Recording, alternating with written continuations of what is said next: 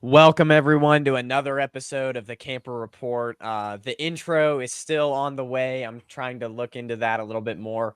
But today we've got a great guest here with us.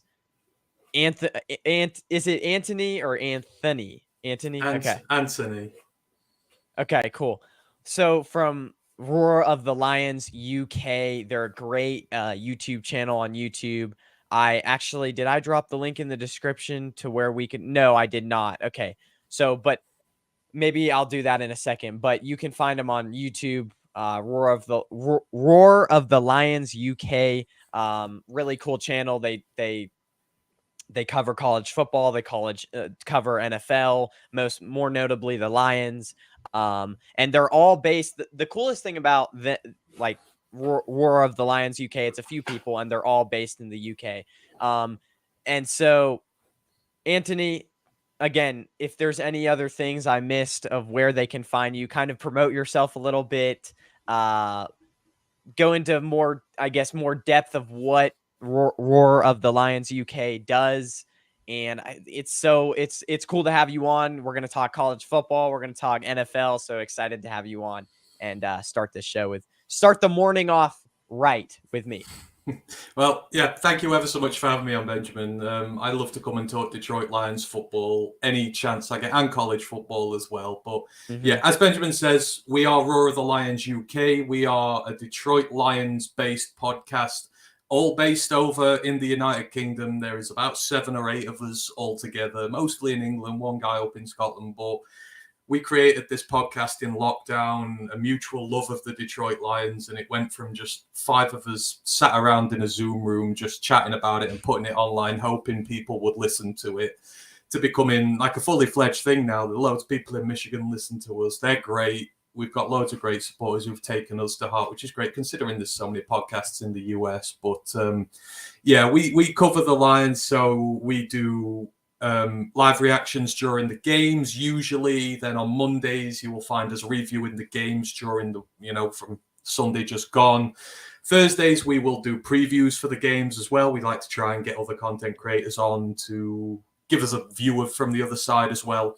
And then, as you mentioned as well, we do a college football podcast. That's myself and Ryan, one of the other guys. We set that up 3 years ago, kind of to help all the other guys over in the UK, because when the season ends, you get all this draft stuff thrown at you and you're like, oh my God, there's hundreds of players, there's hundreds of teams. I don't know where to go. So we wanted to create this podcast where during the year, we could document what happened during the season, what players were doing well, what players are not doing so well, helping all our listeners with the pre-draft process a little bit more. And it's all sort of really grown from that. But at heart, we are massive Detroit Lions fans. We rep them everywhere we go. Don't ask why. We love punishment, but at the moment, we got a great team coming. So yeah, that is us. And if you want to come and check us out, just type in Roar of the Lions UK. There are no other rivaling Detroit Lions podcasts over in the UK, so you will find us pretty easy. We are on Twitch, Twitter, YouTube, all that sort of stuff. So yeah, that's us. We're just a group of very passionate fans who love the Detroit Lions.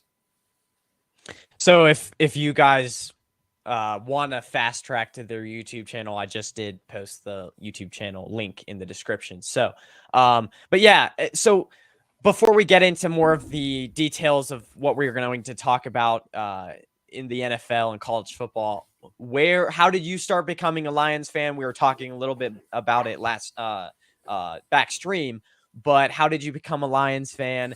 And so far out there across the ocean, how did you become the Lions fan?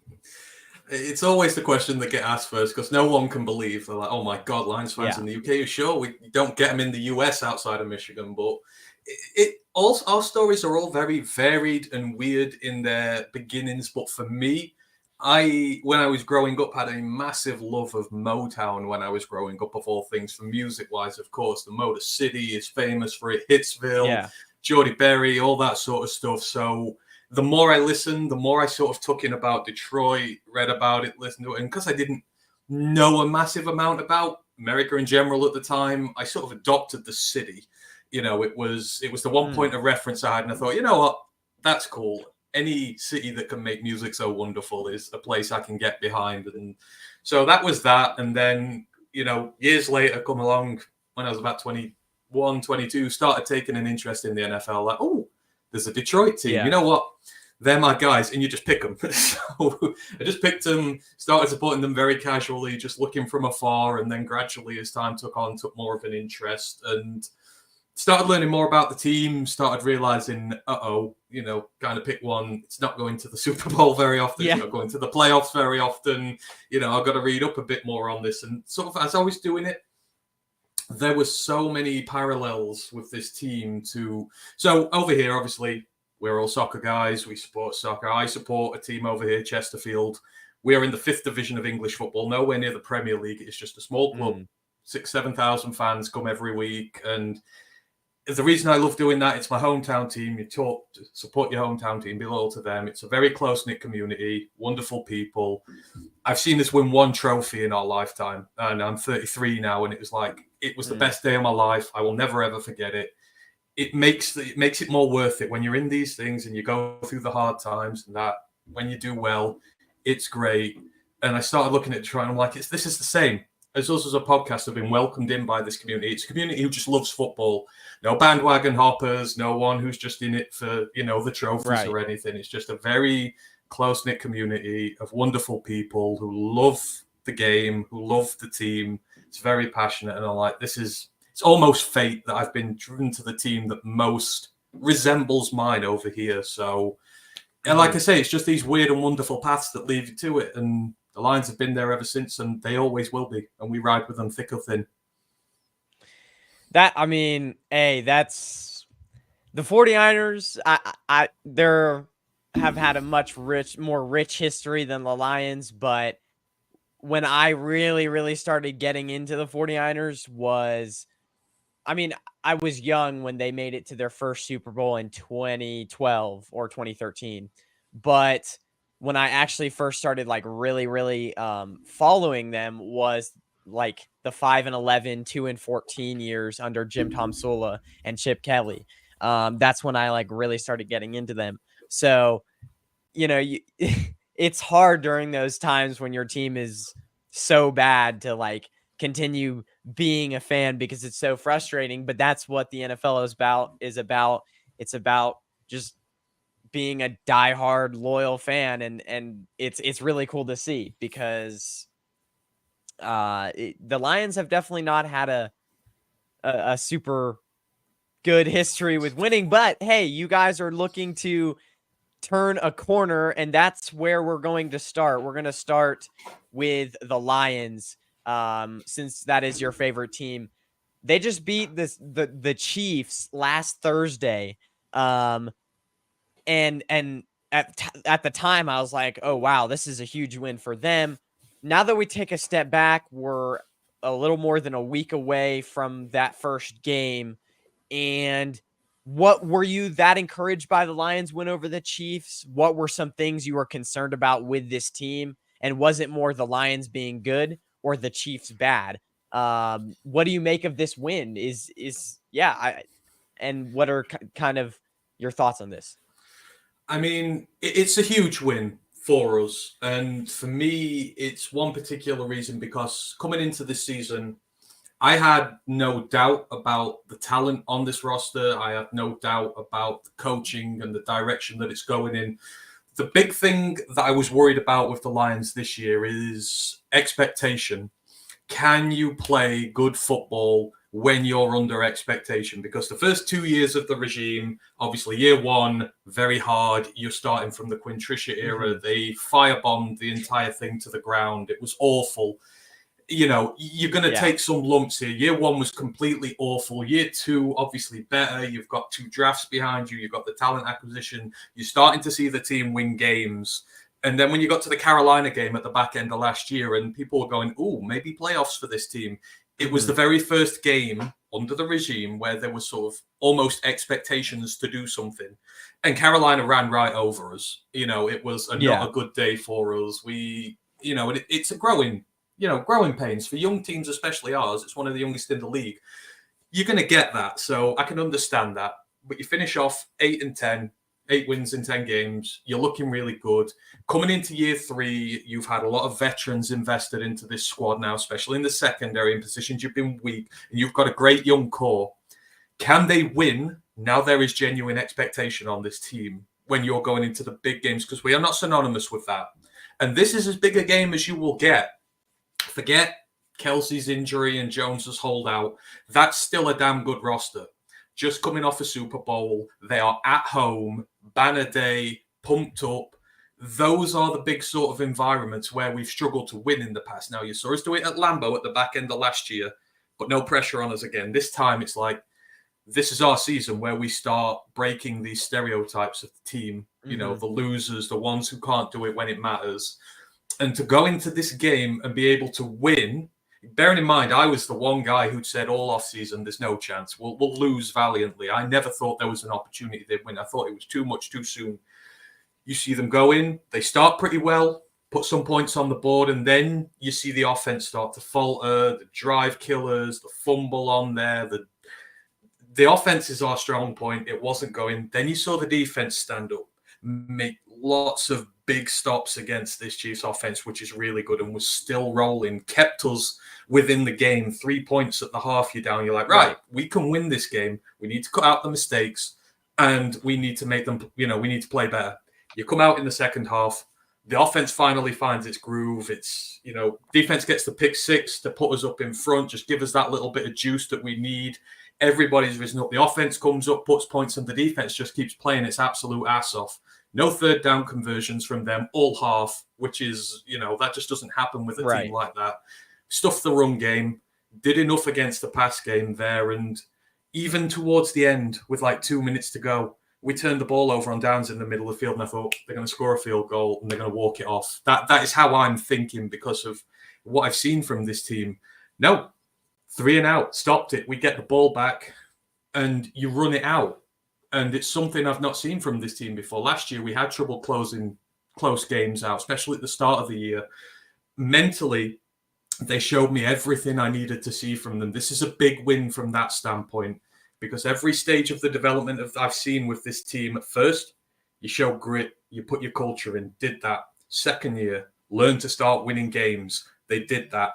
Third year, start to win when it critically matters. And you've seen that in this game. So, regardless of what's gone on with the Chiefs and that, we had our own handicaps in that game, which no one seems to want to talk about either, which we also overcame. So from a mental standpoint, everything I needed to see from them, it was a terrific win on the road. And I won't hear anything about the extenuating circumstances because we did as well. So I was highly impressed.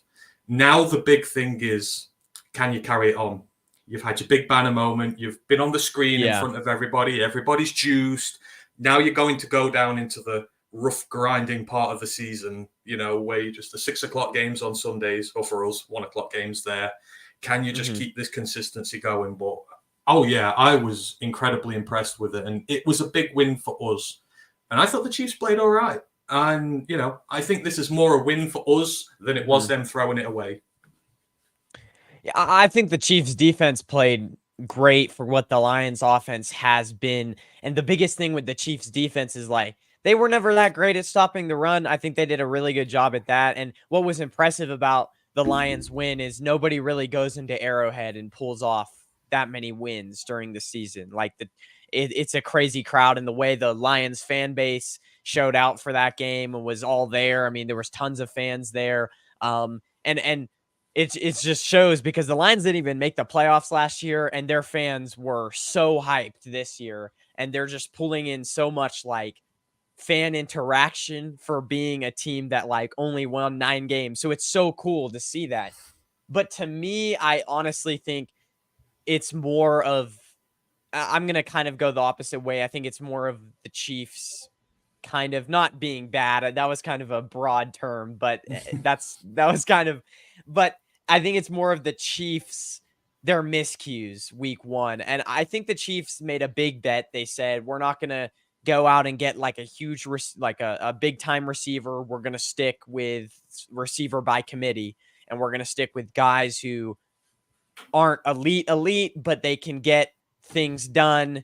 And that's what they did last year. I mean, they had Travis Kelce, and then they also had, receivers that were, I guess Juju Smith-Schuster showed out late in the year, but they didn't have super elite receivers.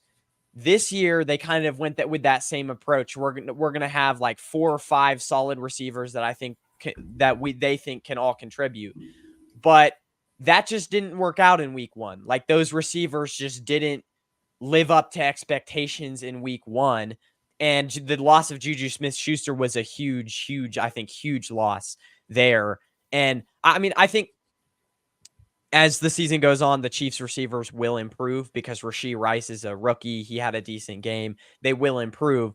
But I just think that that was such a that was just such a killer later on in that game, especially when they dropped, I think it was that 3rd down. It was oh man, there were It quite a was the few 3rd and instances 4th, I later on. think, wasn't Yeah, it? It 3rd was and the 3rd and 4 4th. later on in the game. But then again, Aiden Hutchinson wrecked that offensive line. That guy could be in the contention for Defensive Player of the Year. I really do think that. I mean, if you compare him to Nick Bosa, the Defensive Player of the Year last year, Nick Bosa in his first season had 9 sacks, and then he absolutely broke out. So, and then what I saw from your guys' rookie linebacker, Jack Campbell, that's his name, right? Yeah. I mean, broke up a few passes, is what was advertised, is my just thing with him. So, that was a huge encouragement as well. But I also just think that the Chiefs bet on themselves this offseason, and it didn't really pay off week 1. They looked rusty. Their receivers just didn't look locked in. And that was the biggest problem, I think. And offensive line for them, that's a huge concern for me as well for the Chiefs. So. No, I get it. I do. Because I say people who watch the game and that game alone are looking at it from like the box score of a single game and what goes on in that game. And I get that. There were miscues on their part. People got to forget there were miscues on ours. We were dealing with Jawan Taylor, who was lining out of pocket. That is true. And the was refs were jumping terrible, all game. Yeah, that's the thing. We've struggled with this ref bias over the years. And even then, we were still getting pressure. Like I said, Marvin Jones, our old vet who we bought back this year, dropped 2, fumbled, gave one away. It wasn't easy there, but we are looking at it as sort of a continuation now of a near 3-long process of watching this team and where it's going. So obviously for us, even with them malfunctioning, we would have lost games like that in the past. And this team was rusty. Our offense looked rusty. The defense is That's full. True. The defense is full of rookies. I mean, you think Brian Branch played significant in this game. Jack Campbell played significant in this game. Jameer Gibbs did. Sam Laporta did. We've got a lot of first, second, third-year guys in this roster still. We've got a lot of vets in there as well. But it's a team that's growing. And, for us, as a culmination of a 3-year period to where we're at now, that is a very impressive win. To people outside who are looking at it as one game, I can understand them saying the Chiefs shot themselves in the foot a little bit. But at the same time, when did you last see a Detroit team go and do that? I mean, how many games have we lost when we probably should have won against worse teams? It's all about the mentality in the head with this team. They don't know when they're beaten. They don't care that you're the reigning champions. They don't care it's your ground. They're able to deal with this pressure, and you've seen that grow in this team over the last few years. And this year, one game in. But that's a really impressive start from them. Now, where they go from here, obviously, there's a lot to happen yet. But as in a 1-week shell, it was still impressive for us, even though there were some extenuating circumstances as well. Like I say, we didn't have it easy either. Yeah, that's very true. And the other thing is, like, you guys will only get better. You get Jamison Williams back week 6 from suspension. That should be huge. Before we move on to the next topic, kind of how, a lot of people are not ranking them inside their top 5.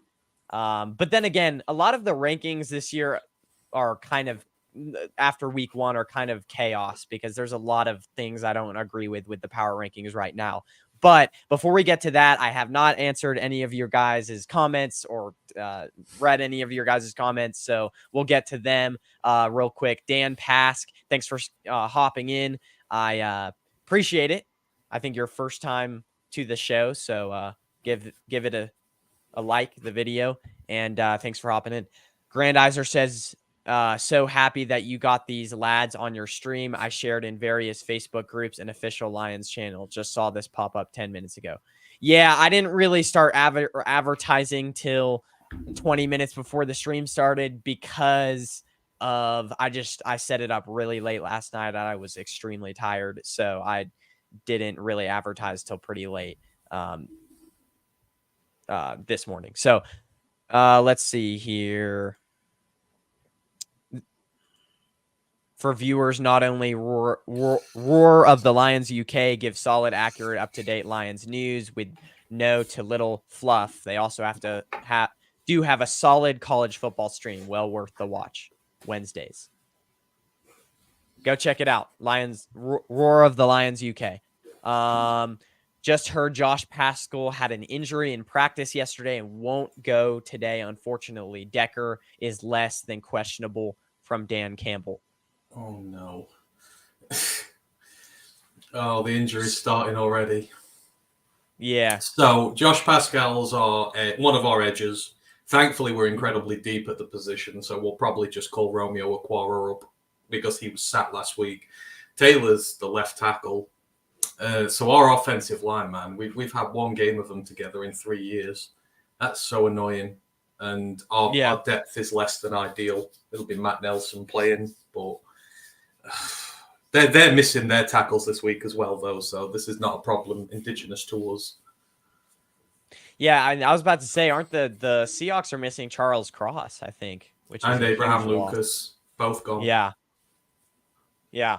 Been a huge factor with the Lions versus Chiefs is that the consensus that in the past the Lions would find ways to lose that game, even with all the Chiefs miscues. Yeah, that's what he just said. And I mean, that's totally true. Last year, the Lions would score 38 points, but they would also give up tons of points and just, So that, I mean, the biggest encouragement to me was how good your defense looked and what a steal that you guys got with Brian Branch, because everyone was hung up. Oh, the speed with this guy. He doesn't have enough speed. And I'm like, this guy, I mean, if you watch that pick six, he just like ran off with that thing. And I that was never a concern with me. I had him going in the first round with a lot of the mock drafts that I did as well. So I don't know. I just definitely.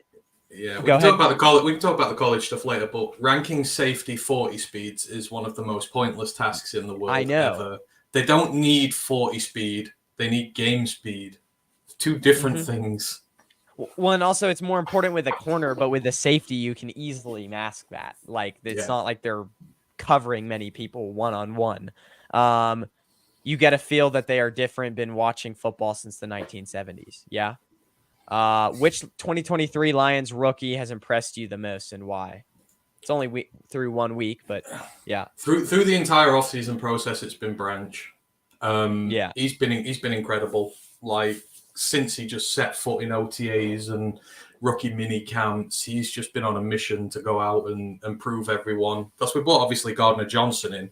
They play the same sort of role. I think the idea long term is to build him into the next CJ. So obviously, if CJ moves on, because he's only on a 1 year deal, we've got the next guy up. But he's fighting him for game time at the minute. That's how good he's been. So they've all been impressive, but Branch is just next level impressive. Should not have been where he was in the draft. And the fact the Packers traded with us so we could get him just makes it sweeter with him, really. Real quick before we move on, how long can you go for today? I'm good. I'm off work, so I'm good. Cool. So moving on to the next topic here, we are just talking about the Lions being a top 5 team. A lot of power rankings that I'm seeing have them barely getting in the top 10. I don't know if you've seen the same thing, but I'm sure you have. And the thing that doesn't make sense to me is, like, the Chiefs are still over the Lions. And I get the Chiefs are good, but, like, they just lost to the Lions. It's just, I don't get it. Even, like, I saw power rankings where the Chargers were over the Lions, and I'm like, they just lost to the Dolphins, like, and they didn't look nearly as good as the Lions did. So, I mean, their offense did, but their defense was not good last week. So the Lions are still out. So yeah, that's obviously what I just said, but they can be in that conversation for the top 5 if they do what? Consistently win.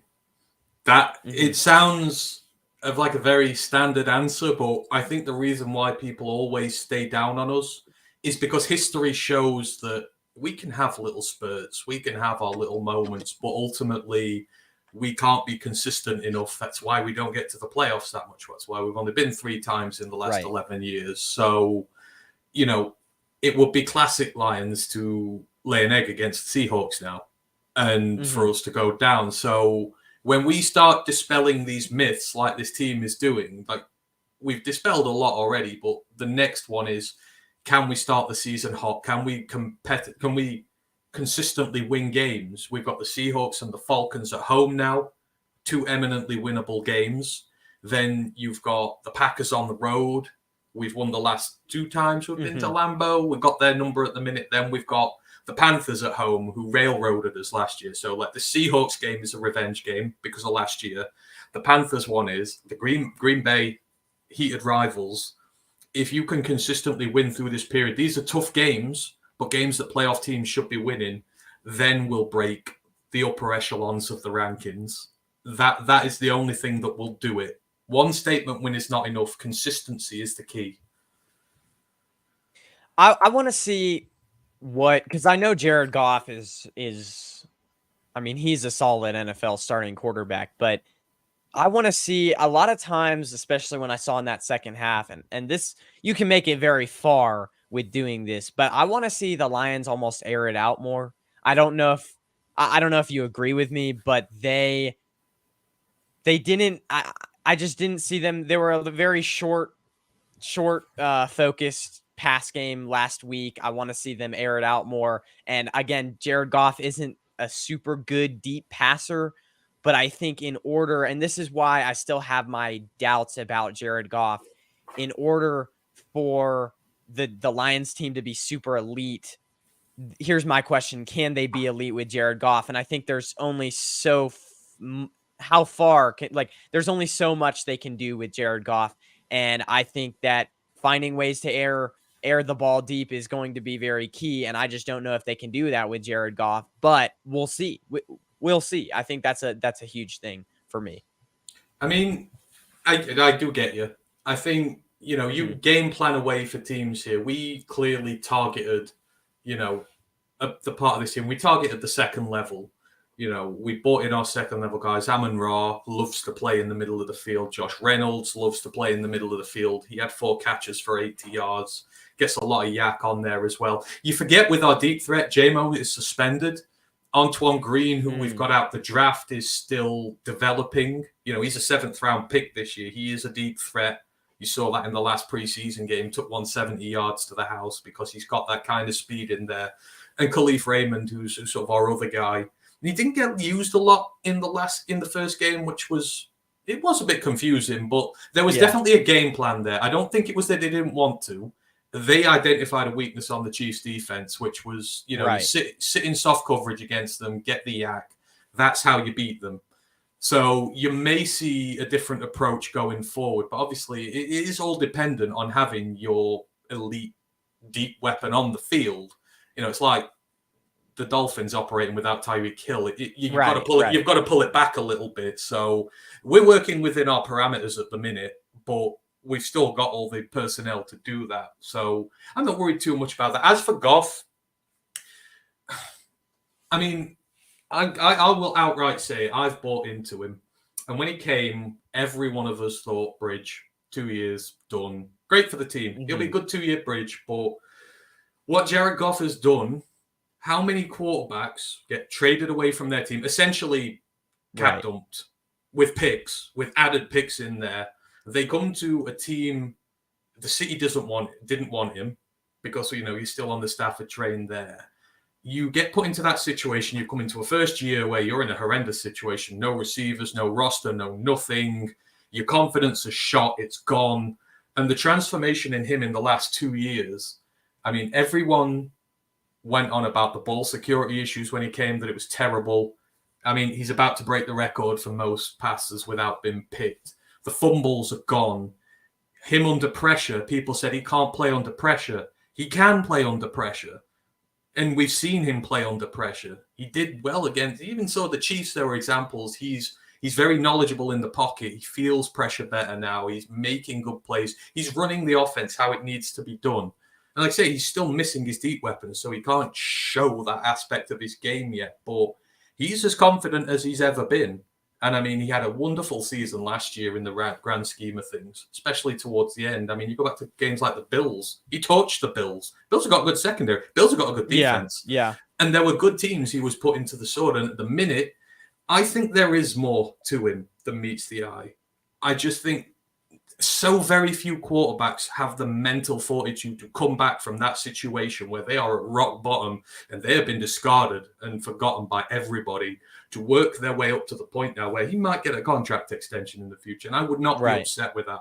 This team can go places with him because it's very dynamic. It's got one of the best play callers in the NFL, and he's got the guys around it and the scheme to win, and to win at a high level. So I believe in him a bit more. But again, I watch him every week. So again, I can understand the skepticism. The thing that was impressive was, I mean, converting, at the end, 2 3rd and 15s. And the Chiefs were clearly all throughout that game trying to like blitz him. They knew if we can blitz him, we can get pressure on him.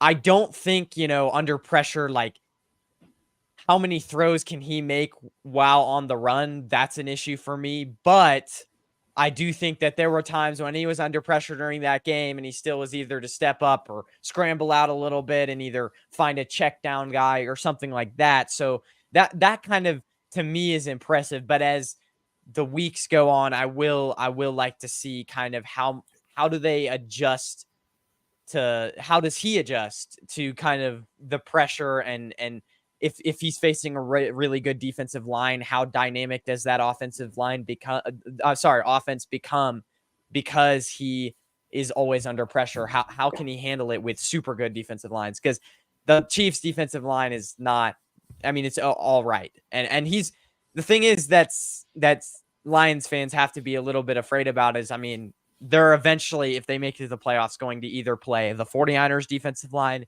the Eagles defensive line, or the Cowboys defensive line.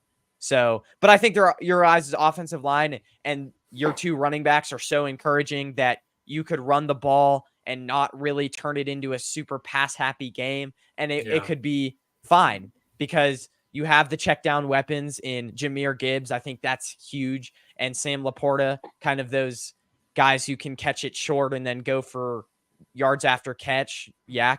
But you also have the deeper players that you can kind of air it out to. Jamison Williams coming back. You just mentioned a few guys that didn't play in this game. So, there's still a lot to uncover. And the great thing about week 1 is not every team is really showing their full colors. And I think the Lions have a lot of dynamic things about them. So, yeah.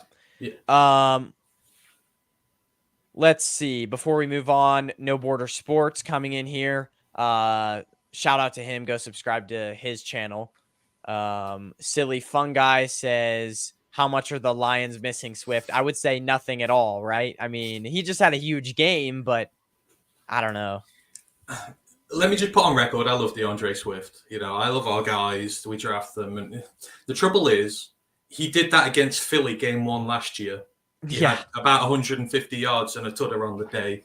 And we're all like, and that's the problem with him. He has breakout games. He has like a 2-3 game period where you're like, he's one of the best running backs in the league. Then he starts appearing on the injury report. Then he's on the injured list. And then you miss him for 3 or 4 weeks. And then he comes back. And then it takes 2 or 3 weeks for him to get going again. Then he'll have a good game. Then he'll get injured again. Yeah. The availability is such a raw issue with him. I would say to any Philly fan now who's like, oh, the Lions messed around with Swift, come back in a month and we'll see. We'll talk. If he's healthy and playing well in a month, we'll talk. But they were very justified in getting rid of him. And a 4th round pick and a 7th, that's a very good return. So I'll take that. That's good for us. And we've got Monty now. Monty's one of the best he's the most underappreciated running back in the league. 1,000 yards every year at Chicago. He's running behind a better line here. And Jahmyr, Jameer's going to be Jameer's going to be a superstar. I guarantee you he's going to be an absolute superstar because of what he can do. Like when Alvin Kamara came into the league, he will redefine the role and, around that position, around that sort of a versatile guy. He is going to be that good. So we don't miss him, but I wish him well, and I hope he stays healthy and has a good career. I wish nothing but the best for him, but no, we don't miss him. Yeah, and the thing is like Jahmyr Gibbs, for what you said it, but he literally, like, we have to realize he only touched the ball 10 times, and he had, like, what, 60, 70 yards? Like, that's... And Yeah. I mean, you kind of have that thunder and lightning. You have the goal line back and David Montgomery, and then you have DeAndre Swift as kind of like a change of pace, a speedier back. My quick question before we move on is, were you surprised that because I feel like I did not expect him to get a running back that high, the Lions. Do you think he's do you think Jahmyr Gibbs is in the same kind of tier as Bijan Robinson, because they were kind of drafted around the same place? I was a little surprised when they did that. I was surprised when we went so high for him, but during the pre-draft process, let's say we do that here, and I do a load. I was saying to people, most people were, if you want a true, like, bulldozing Derrick Henry type running back, Bijan's your top guy in the draft. If you want a dynamic, versatile playmaker at running back who can run the ball, you pick Jahmyr Gibbs. He's that guy, and he was clear running back 2 for me, like miles in front of anybody else in this draft, and not far away from Bijan. Obviously, the only thing Bijan is he's the guy who'll get you 1,500 yards a year every year type guy. But Jahmyr will as well, but he'll do it as a receiver and all these other little bits and bobs as well. And in the process, I mean, they said they would have picked him at 6, and I get it. Because one thing we've learned to adapt to, especially with this regime, is they value up here as much as talent. You've got to have a certain mindset to come to Detroit and play for them, and it's the same with everybody. I don't know if you heard about the grit moniker we have now, but it is a case of, it's like you look at Penei Sewell. He's one of the best right tackles in the league, but he won't tell you that. He is working and working and working. He is trying to get harder. He's never satisfied. Amon-Ra is the biggest one of this. He is never satisfied. He's had 2 1,000-yard years almost. He is not satisfied. He wants more. You have guys who have this elite level mentality. And Jahmyr Gibbs has elite level mentality. He will go anywhere. He will do what you need him to do. He is just such a dynamic weapon, and he fits our offense to a T. He fits it better than Bijan would have after we got Montgomery. It would have been a bit silly having Monty and Bijan. You want a lead back and a guy who's dynamic and versatile and can do everything as your running back too. So, and he fits us to a glove. So I'm not surprised they did it. I was just surprised higher. But the Seahawks Banjack Star draft, they took Devon Witherspoon. He was meant to be the guy, and Jahmyr Gibbs was meant to be the guy at 12 or with our second pick. And then obviously everything changed. We had to trade round. So, but it surprised me a bit, but it didn't surprise me that they took him. Just where? I mean, Grandizer's out here saying the final piece to win it all. I still have my doubts about that, but I don't know. Let's put it this way. The way I think Jared Goff, before we move on, is like, Jared Goff, to me, is like, he's better than Jimmy Garoppolo, because I don't think he makes all the mistakes that Jimmy Garoppolo makes. But the mobility for me is not like super enticing. I would have to wait on how to make a fair judgment on Jared Goff, because like you've said, he hasn't had great teams to play with the Lions. He's done great with what he's had, but at the end of the day, it's only week 2. He just played a Chiefs team who doesn't have a super elite defense, so I'm gonna wait till I give my judgments on him. I still have major questions about Jared Goff, though, for sure. So all I'll say about him is the reason he works so well with us. This team has an identity, and we're going to talk identity later when you talk about the Buffs. Yeah. But disrespected, forgotten, looked down on. That's him. That's the city. That's the team. they all feed off this moniker that people just continually doubt them and they will go out there and prove them wrong. So I think people will be surprised by him. But again, I understand the skepticism. But I've watched him grow, obviously, over 2 years at this point and seen all the little bits and that. And when you've dealt with some of the really big issues that he has, I feel like he can take the next step. But we will see. We will see. Yeah. So let's quickly kind of predict a few games for week 2, some of the bigger games. Let's start with Ravens versus Bengals. This is the 1:00 Eastern game that starts off. Who do you think wins this one? Me personally, I think it's going to be the Bengals starting out. I think that start was highly unusual. Well, although they do start off slow every single season, they really have. But I don't know. The Ravens didn't look too convincing, even though they beat the Texans last week. They didn't look that great either. I'm gonna pick the Bengals in this one. It's been a weird start, hasn't it? You know, the Bills lost, Yeah. the Chiefs lost, Bengals lost, Eagles have looked poor. Yeah. I need Lamar to do well because he's in my fantasy team and he screwed me last week. But I like the Bengals. I like the way they've built that team. I just like the group altogether. So I will take Bengals, but I'd like it to be a high scorer. Well, and also the Ravens, what was the injuries that they had? I feel like they had one along their offensive line. Dobbins is gone for the season. Yeah, obviously running him. back. They had 2 more, I think. I can't remember who Yeah. else is out. But yeah, they got hurt bad in week 1.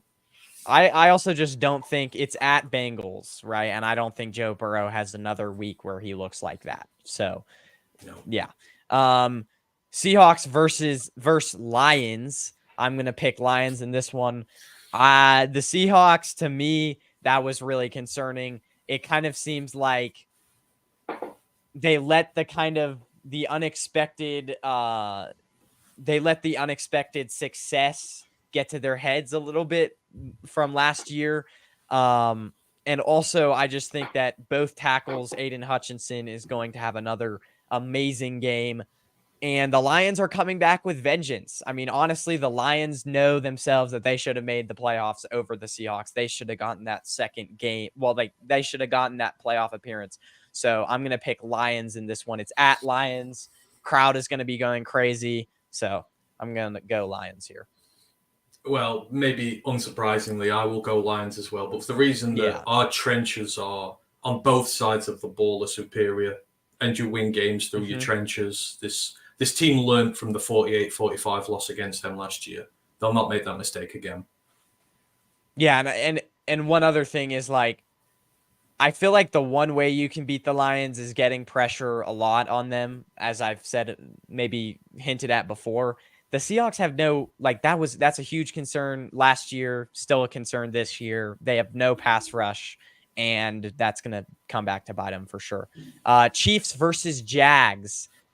You know, we have Chiefs trying to bounce back. It's in Jacksonville, though. Correct me if I'm wrong, but I'm almost certain is in Jacksonville. What's your pick for this game? This is tough because I love the Jags as well. I love Trevor. I love that team. I think it's a good team, but Chris Jones is back and Kelsey's back. Mm-hmm.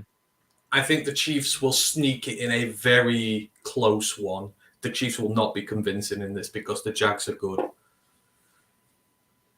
The connection between the receivers, Zay Jones and Calvin Ridley, is so impressive there. Mm-hmm. And then they also have the explosiveness with ETN. If ETN doesn't get injured somehow in this game, I'm going to say Jags here, but it could go either way because if Travis Kelce, I don't think he's ruled out yet for this game. If he plays, I think it's Chiefs winning. If he doesn't play, it's Jags winning.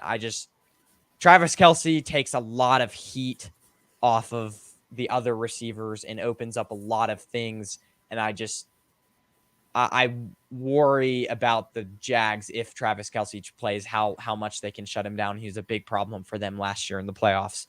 So, and I don't know if they have that many guys that can actually cover Travis Kelce step for step. So, my answer is kind of both ways here, but I'm going to say Jags for now. Dolphins versus Patriots in this one. I believe this is the Sunday night game. I'm almost certain there, but this is a huge matchup here. Big matchup. In conference as well, so you just never know how it's going to go. But I take the Dolphins because that offense. But obviously, if Judon gets going, they're in bother.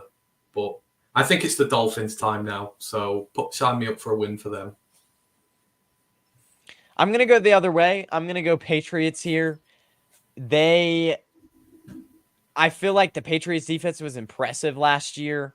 And if Ramador Stevenson last week was dealing with a flu, if they can he's going to be 1 week removed from that he ran good last week, but they're going to probably give him a little bit more of a workload in week 2. Wasn't he with the flu last week?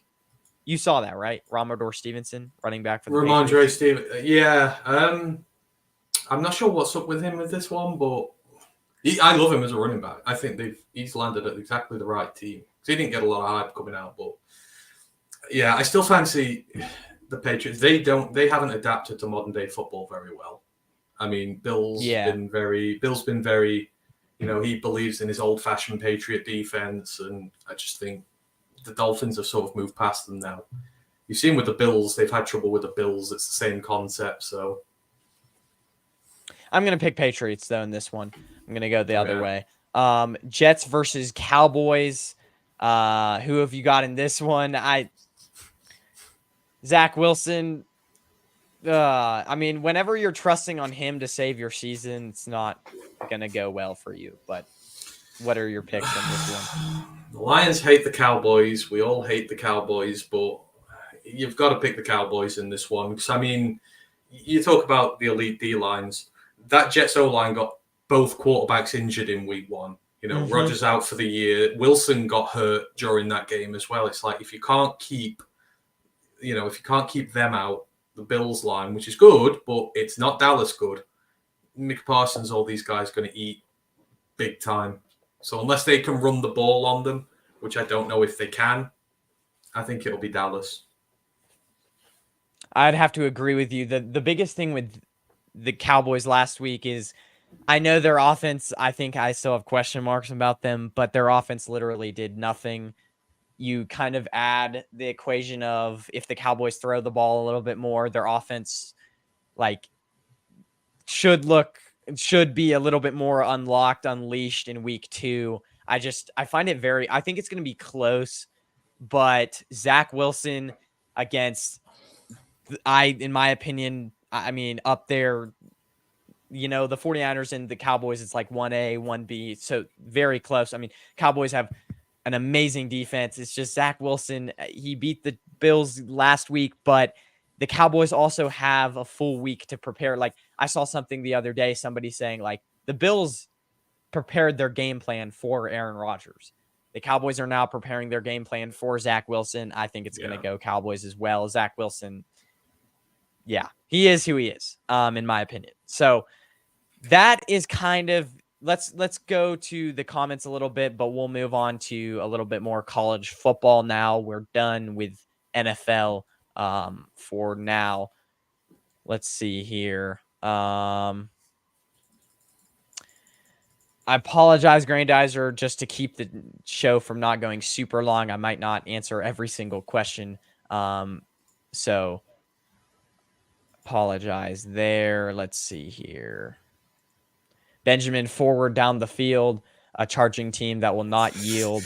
And when the blue and silver waves stand and this is your guys' chant. Song. It's our guy's fight song.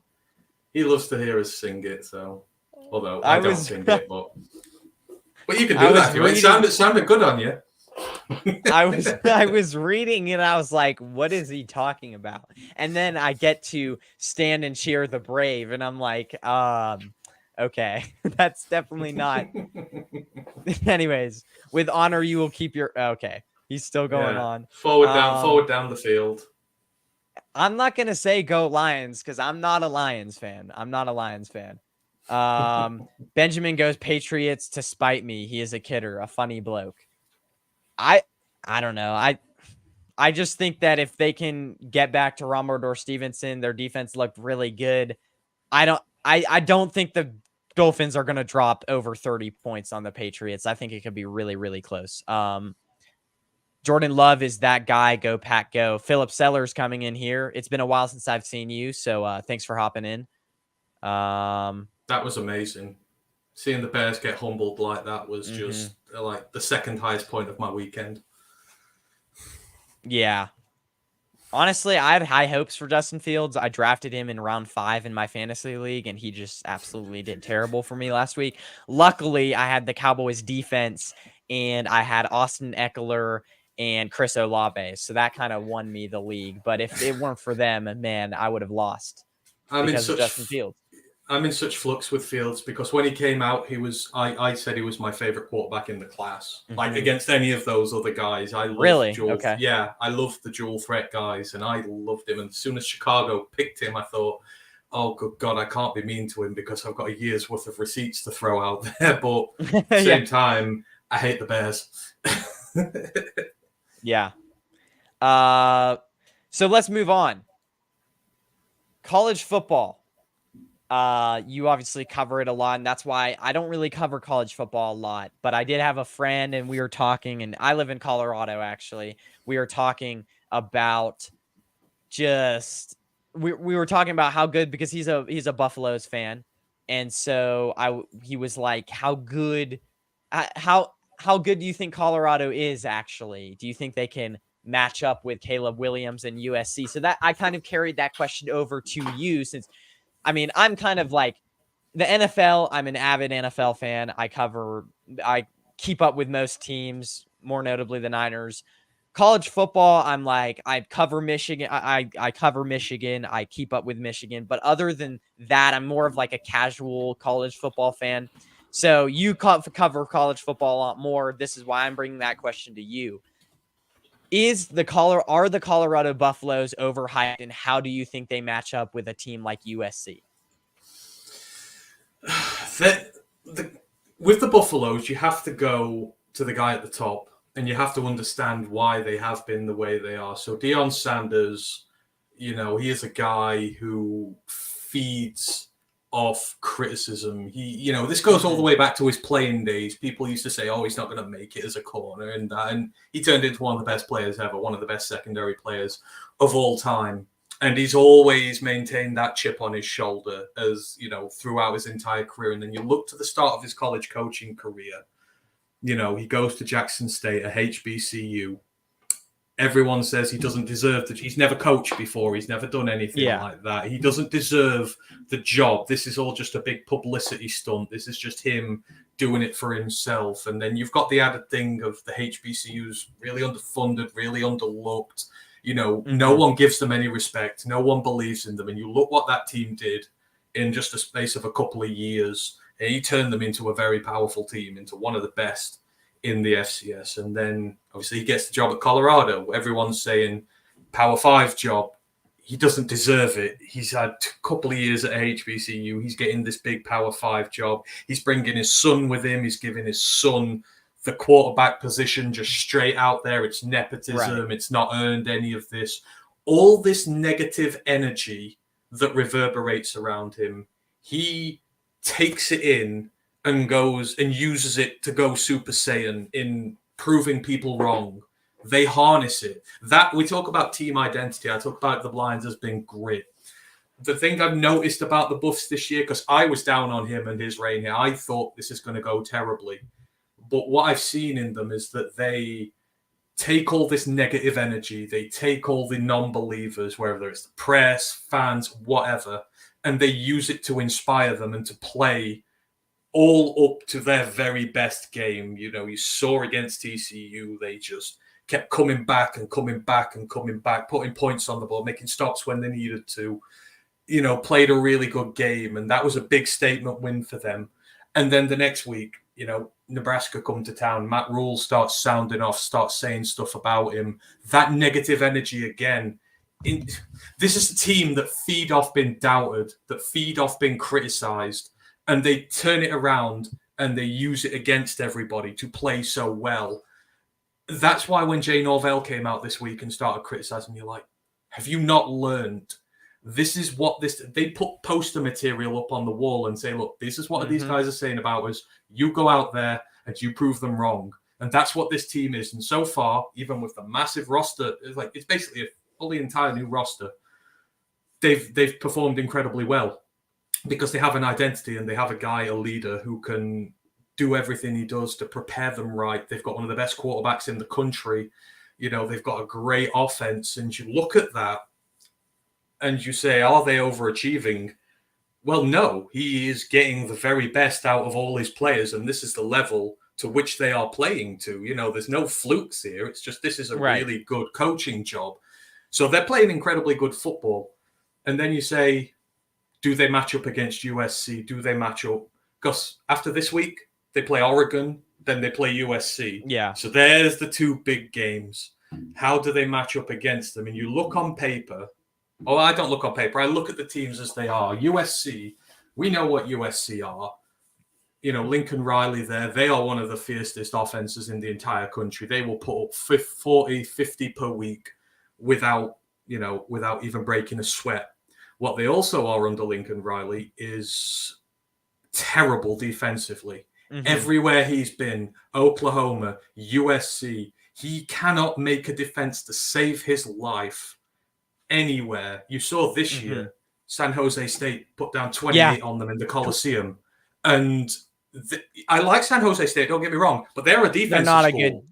They're a defensive school. They're not an offensive school who go and put lots of points down. When you're giving up nearly 30 at home to San Jose State, those problems have not gone away. So I look at this matchup, and I look where USC has struggled in the past, the games they lost last year, the high-scoring games that they lost. Hell, they lost to Tulane in a bowl game, 48-45, because the defense can't stop anything.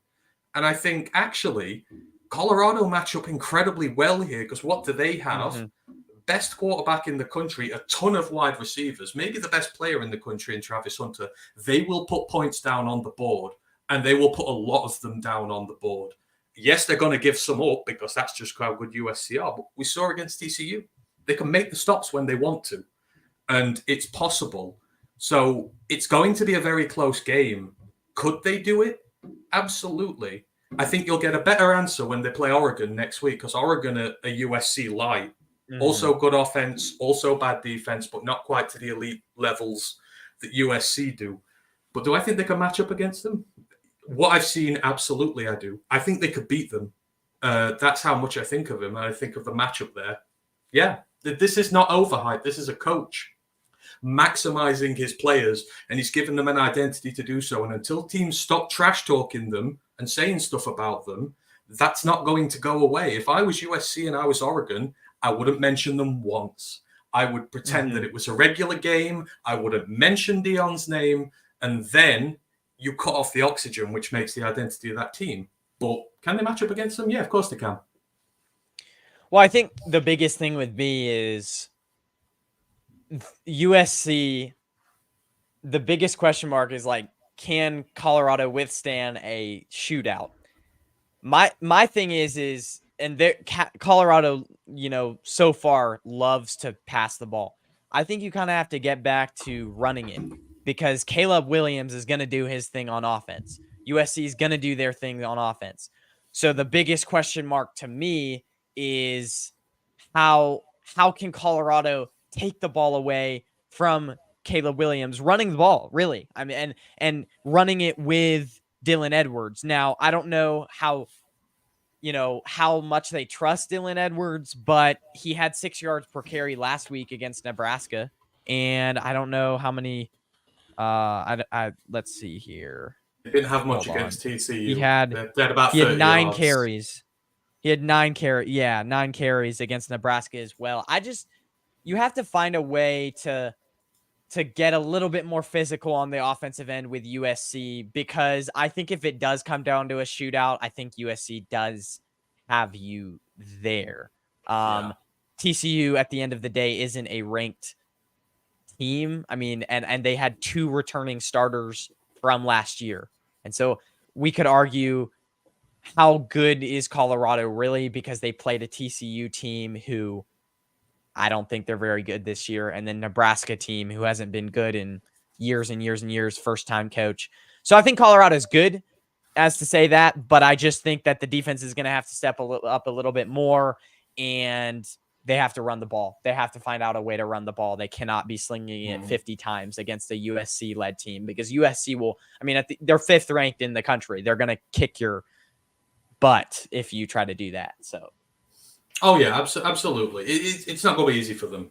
I think the chances of them winning are slim, but the chances are there, I think, is the thing. And like you said, you've got to be smarter with your clock management. That's the big thing here. You've got to let your defense rest. Caleb's at 12-0 already this year for touchdowns and picks. He's not throwing picks. He's not turning the ball over. So you're going to have to be prepared for a big slugfest in this. But I think it'll be a fun game. Really fun. Real quick before we move on, do you play tennis, Ben? Philip Sellers says, do you play tennis, Ben? I played in high school and college and loved it. Made it to 3 singles in my last few years, which I was proud of. No, I do not. I got given these rackets, but they looked cool and as a backdrop. So I was like, let me hang them up. But I want to get into tennis because it seems like a fun sport. So Benjamin Camperman is super sports talented and has the voice. The next Joe Buck. Thank you. Antony at Roar of the Lions UK. Path to the college football draft is top notch too. Yeah, that's what we do. Yeah, go check it out.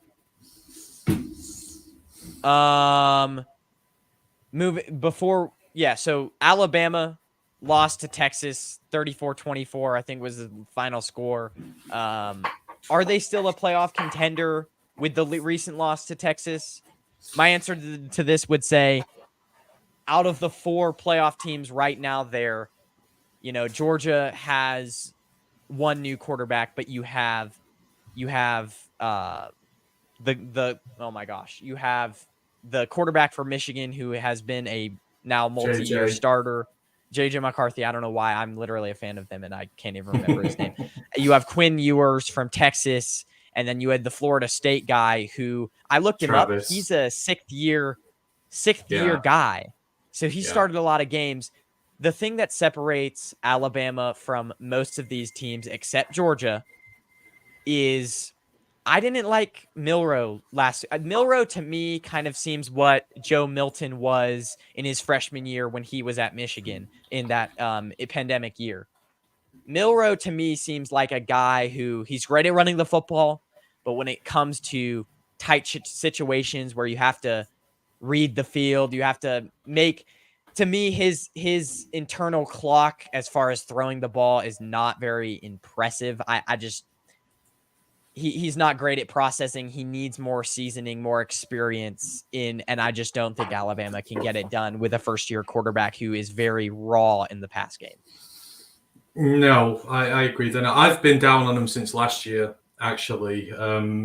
I was delighted with that Texas win this weekend because I made the very bold statement that the playoffs this year are going to be Georgia, Texas, Penn State, and Washington. Because I believe in those three to win their respective conferences. Texas's win over Alabama is huge. They are Quinn Ewers, like you said, the quarterback situation. Quinn Ewers is a starter over a couple of years now. He's a high-level guy. He looked absolutely amazing. But Alabama's, the thing I've had with them is they've started regressing at a series of positions. You tell them about, you talk about them not doing it with a one-year guy. They couldn't do it with Bryce Young last year, who was the literal number one pick in a draft. When you can't do it with a number one pick in your team.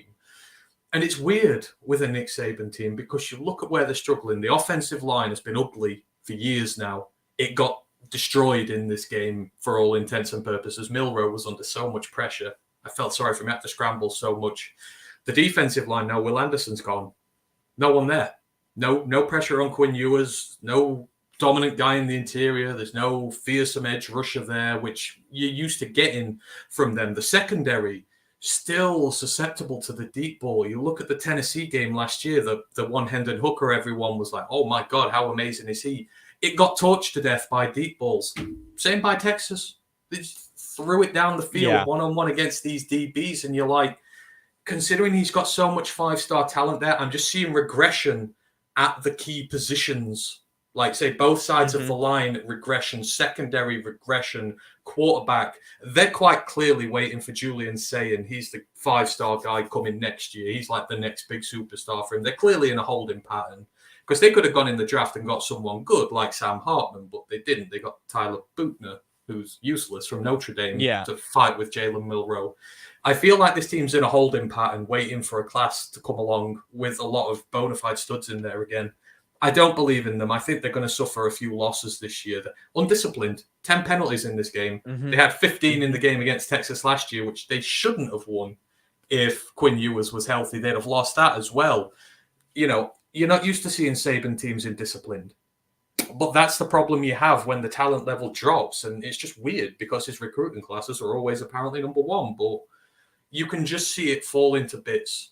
Their main identity has gone. So they're not a playoff team for me. I don't think they'll be threatening it this year. There's some other good teams in the SEC who will supplant them this year for me.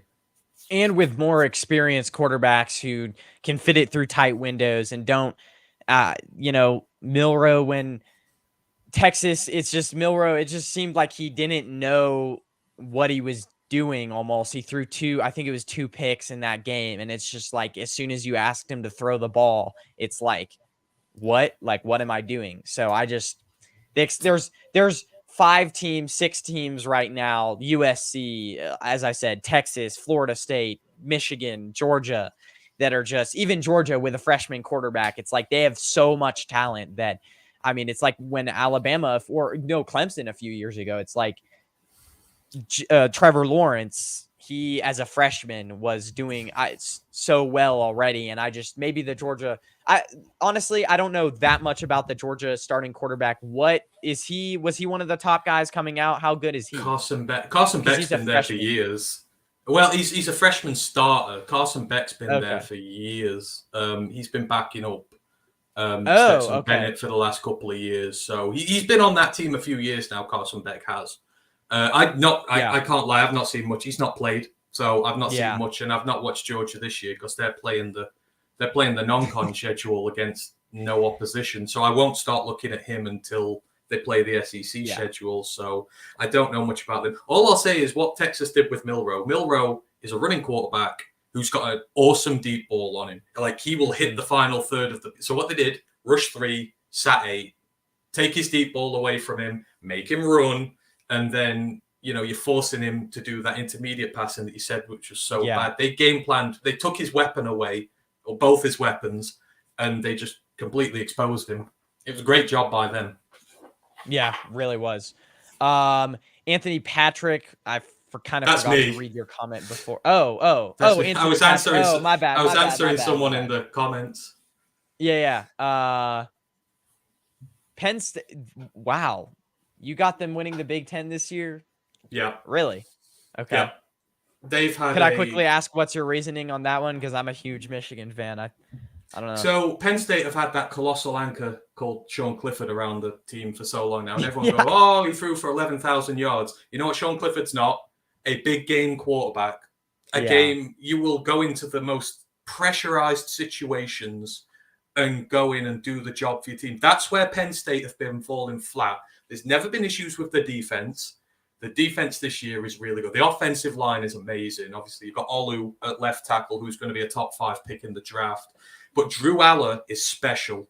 He is completely special, this kid. He is going to be an absolute star for the next few years. And the few weeks I've seen of him, like at West Virginia, a lot of pressure on him in that first game. West Virginia, a team got a good D-line. I know they're not really in their part, but he looked good under pressure, made great throws. He's backed up by the best running back tandem in the country. And I know you will instantly, as a Michigan fan, go, no, he's not. But Nick Singleton is amazing. I love Nick Singleton. He's the next Saquon Barkley. Obviously, Barkley's come from that Penn State system. He's got his running back 2 behind it. I've just forgotten his name right now. But they have a great 1-2 punch there. They have a really good offensive line. They've got good weapons for Aller to throw at. They can run the ball on you. And that defense is legit at all 3 levels. I see them this year taking that step forward because they threatened before. And you look at who's playing who. Penn State have got to go to Ohio State, who I don't think look good this year. Michigan, have to go to Penn State. They work in a triangle with one another, but I see them taking wins off one another, which is going to affect the final outcome. But they've got so many great players, and I think this is the year. I think Allah was the missing component for them. That's all it is. And with Michigan, I don't know yet. They're playing their games at the minute. I've not seen them tested this year. This is a big year for JJ, but the minute he's playing past defenses who are ranked 100th in the nation and stuff like that, you've got to get him to the big games. And I think he's good, but it's just personal opinion for me. This one is. He hasn't looked great in like games where it really matters for them to like super lean on his arm. To TCU, obviously, we want to bring that up. Last year, it's like I feel like a lot. To me, he is an overrated. And let's talk about quarterbacks that are underrated. But to me, I think he's slightly overrated. People saying he's a first-round pick and everything. I want to see him prove it a little bit because last year, in the game where he really had to throw the ball against TCU, that I feel like that was their only like super real test that they had to lean on his arm. Ohio State, they ran the ball and they were fine. Like they out-physicaled them. I don't see it changing this year. No. And maybe it does. I mean, you said Penn State has a good defensive line, so maybe it does change with Penn State. Maybe they have to lean on his arm a little bit more. But that, to me, is a huge question mark because Michigan hasn't – I think I saw a stat the other day that said they haven't allowed a sack so far in the year. And so, their offensive line we know is best in the country. They have an amazing running back duo. And so I just want to see them kind of throw the ball, and I want to see J.J. McCarthy prove that he actually is an elite passer because I have my questions about him for sure. I do. And like I say, you've just got to see him prove it. And now Harbaugh's put him in a really hard situation by saying his Andrew Luck generational. That is not a good thing to say. Yeah. Like, with due respect. But, Michigan have got to go to Penn State and win this year. So that's like going to be huge for them. So obviously Penn State have got to go and beat Ohio State there, but I don't think Ohio State looked good. I think I was one of the few college commentators last year. I said commentator, I'm a really small guy, but I said you were going to win by 3 scores and everyone mocked me because you were obviously there. And I looked at the two teams. I said, there's no way they're dealing with this Michigan team. So I try and because I always look through Michigan with a harsher lens. I have to because I'm a Lions fan. Everyone comes from Michigan. A lot of them are Wolverines who put the rose-tinted glasses onto every player who comes out of there. So I feel that I just have to be a little more critical of them. I have to critique it a bit more. But, you're right. But with Michigan, with them last year, there was no chance there. But it's going to be a great competition this year. I think it's between Penn State and Michigan. Ohio State are getting nowhere near this thing. They look bad. Yeah. New quarterback, less seasoned, because obviously this is why I think the college football playoffs is so wide open because a lot of guys are, the top teams have new quarterbacks. Georgia, Ohio State, they it's just for sure. But who is the most underrated? Because this is more turning to NFL. Who is the most underrated quarterback that we're assuming to go in the draft? We obviously have Penix, we have Caleb Williams, we have the guy out of Drake May. I think I'm saying it right, out of North Carolina. Who are kind of underrated? I feel like Penix is kind of starting to build a little bit more hype. To me is, I think he's going to go in the later round, but he's going to be the most impressive because he had injury issues at Indiana. He transferred, and now he's really, really like showing, okay, this guy's elite. So to me, I think it's Penix, but I don't even know if he's underrated because people know who he is. So, you could ask this question to 100 other college football guys outside of as long as they're outside of the state of Arkansas. I'll just stay with this one. They will not give you the answer that I will give you. I've been watching this guy very closely for years, ever since I was scouting. Oh Christ, who was the Arkansas wide receiver from days gone? Anywho, Treylon Burks. I was Mhm. scouting Yeah. Treylon Burks years ago. His biggest concern that his last year in college, he was starting off with a brand new quarterback who I did not like to start with. And he won me over very, very, very quickly. And I think he's the most underappreciated guy in the country. You'll never hear his name mentioned. KJ Jefferson. He is the Arkansas Razorbacks quarterback. I just absolutely love him as a starter. He's shown terrific improvement going through the years. He's one of these really big built guys. He's built like a running back. Let me just get his sizes up now, what he's at the minute. But he is 6'3", 245 pounds. You know, this is a big guy, great arm. He's dual threat ability, which is what I absolutely love about him. His pocket presence is great. When he's running the ball, he's a guy who can sort of truck over linebackers, bigger DNs, Mm. make big plays happen. But when he's in the pocket, he's got a great arm to him. The passing needs to improve a little bit, but he has gone to places like Alabama, to Ole Miss, to LSU, to Missouri, to BYU, big road games, big SEC teams there. And he's come out with quality performances where he doesn't turn the ball over. I think, what is he at his college career? He's at 6,200 yards, just a tad bit shy. He throws at 66%, 53 touchdowns to just 10 picks on his resume there. And he's at a couple of thousand rushing yards. I think he's at 1,500 rushing yards, 20 scores on the ground. I don't know why people ignore him because there's a lot of good quarterbacks around this year, but he has everything in the box you want. Big leader. I mean, that Arkansas team's been poor for years. They've won a lot of games with him in there. I said he's got a good arm at all three levels, dual threat, built like a truck. They played Kent State the other week. Their linebacker blitzed him, like had a clear blitz to him, hit him flush, just bounced off him, moved out the pocket, threw it 20 yards down the field. This guy is going to be an NFL guy this year, and he is going to go way under the radar amongst anyone else who's in there. So I say it to everybody who I listen to. He is going to be special. Cam Rising, I mean, yeah, people know who he is, but if you look, he's another name. Like if you look at what Utah's done without him in the 2 years games that he hasn't played, I mean, they're barely getting by against unranked teams. So maybe he's not like underrated, but as far as his importance to the team, Cam Rising for sure with Utah is going to be key as well. When he comes back, Utah should take a major step forward. It's such a deep class this year, which is why so many people are going under the radar. Because after KJ, then the other one's Cameron Ward. He's the Washington State quarterback. I don't know whether you've seen him much at all, but he spent a few years at Incarnate Word, FCS, big offensive place, like throws for 4,000 yards a year. Comes up to Washington State last year. He throws 3,200 yards in there, 23 tutties on the year. You know, had a few picks in, but he started this year great. I watched him play against Wisconsin the other day. He's another who's just, because this class is so deep, no one's talking about him, but he's NFL caliber. Right. And he's just at a team, especially in the pack. It's like you said, Bo Nix, Caleb Williams, Michael Penix, all these guys at the top, and like the guys underneath just do not get a look in because everyone's focused their attention elsewhere. So this is the year where I think serious underdogs will like prove people wrong. You will get people taking day 2, day 3 who will turn out to be starters just because there's that much depth around. Yeah, for sure.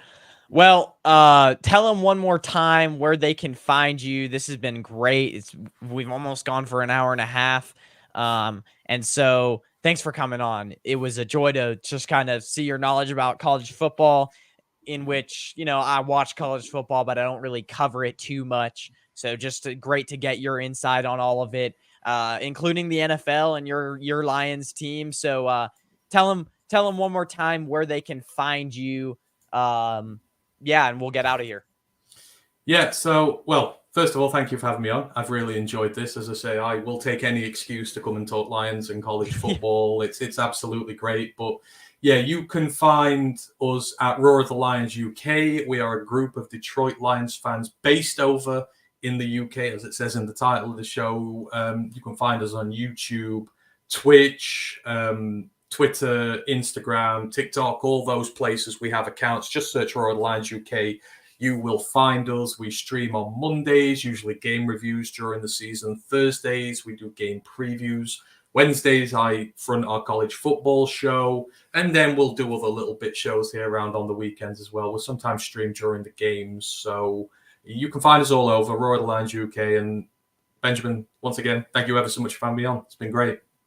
Yeah, totally. And if the YouTube is in the description, so if you want to go check that out and go, obviously, like you said, to some of their other platforms, go do that. Guys, I will probably be back tomorrow, maybe talking a little bit of Niners, just probably by myself and kind of just recapping their week and some of the stories in the Niners camp for a short show tomorrow or a video tomorrow. So look for something tomorrow, as well as I'll be splitting up a few of these videos as we get closer to Sunday. So it's been a lot of fun, everyone. Thank you for joining me and Antony from Roar of. I always have a trouble saying that word. Roar of the Lions UK. We'll see you guys later. Have a good one, everyone. Take care.